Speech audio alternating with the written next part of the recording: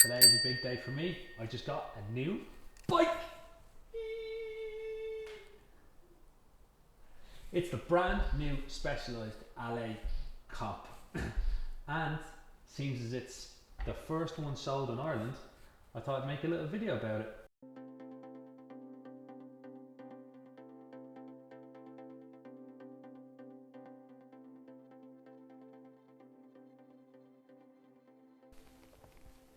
Now let's go take a look at the bike. Now I've not ridden the bike yet. I literally just took it home and took it right out into the back garden. The sun was shining, very rare in Ireland, and it really kind of made the paint and all that kind of pop. So let's go take a look at the bike and see what you think. First thing I guess to note on it is it's just so clean. The internal cable routing, disc brakes, etc. These Allez these days just look so clean, so tidy versus their competitors. And the black paintwork, black wheels, black spokes, the black nipples, everything. It just really looks a really clean bike. And I think the overall finish is very slick.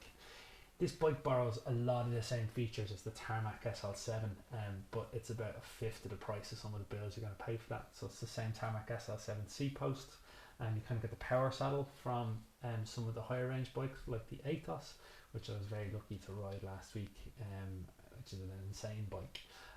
And things like things like tape and the fork, the same carbon fork as the SL7, which we'll have a look later. Overall, a really clean bike. And even on my camera you can really get an idea of that paintwork. Seen a lot of chat about the welds, not to everyone's kind of liking. They've gone for this unusual Deluzio smart weld, which we'll look at in more detail later on. But honestly, when you see it in the flesh, it's not off-putting, and the overall kind of profile of the bike, as you can see, is really slim. You know, it's the exact same geometry, exact same kind of layup as the Tarmac SL7. Very aero, very neat. It's a modern bike. I think they're running 26 mils on this on the road on the DT Swiss wheels. But obviously, as you kind of go up the price range, you start getting into the Rovo world. You can go right up to like 32 mils, etc. So overall, really clean bike. And for bang for the buck, I have to say I was pretty blown away with the finish. Like I said, last week got to ride the Athos, which is like a 10 grand bike in these parts, and seeing that it borrows some of the features from that was a nice touch.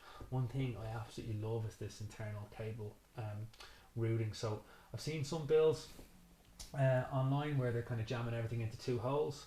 I mean, I think the way it is there at the 4 is really neat, and I love the idea that you can kind of put on any kind of stem you might have. You're not kind of limited into the kind of specialized world in that way. So whatever I want to put there, or you want to put there, you're kind of good to go. Garmin integrated mounts, all that kind of good stuff. I'd have to say I think that's quite clever.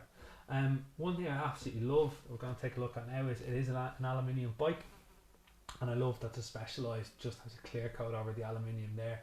I think it's a nice way of staying true to their old bikes, to the old original Allez, etc. While kind of keeping it looking nice and clean and sharp. But overall, pretty blown away with the finish, pretty blown away with the look and feel of the bike so far anyway, from the the little spinner in the car park, and I can't really wait to get it out on the road because it looks pretty fast. So I'm guessing it's hopefully going to be fast in real life. Over the next few months, I think the plan is to ride this, maybe upgrade a few parts. I think the wheels might be the first to go. So check back in and I'll let you know how we're going. But guess it's time to take it out for a spin. Cheers.